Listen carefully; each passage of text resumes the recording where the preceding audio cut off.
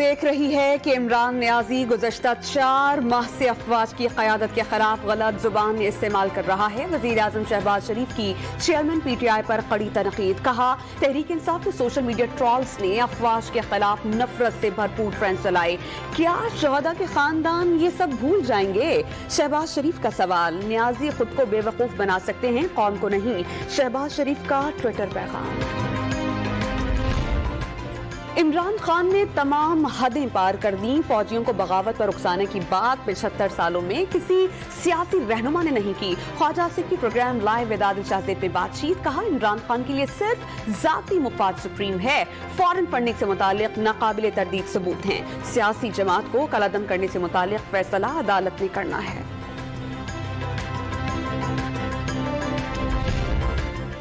तहरीक इंसाफ ने एक और वर्कर ने गलती का एतराफ कर लिया। लाहौर के इलाके भगवानपुरा के रिहायशी मोहम्मद शबीर का वीडियो बयान में शर्मिंदगी का इजहार। दिल आजारी पर मुआवजत के साथ मुस्तकबिल में ऐसा अमल न दोहराने की यकीन दहानी।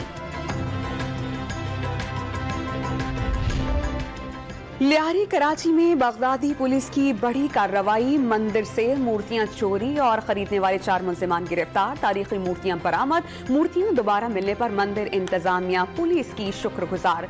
थाने में ही पूछा। SHO बगदादी अब्दुल गफ्फार शाह के मुताबिक चोरों ने 26 लाख रुपए मालियत की तारीखी मूर्तियों को कबाड़ के बहाव पर सिर्फ 1200 रुपए में फरोख्त किया था। कबाड़ियों ने बेशकीमत मूर्तियां आगे 12,000 रुपए में फरोख्त की।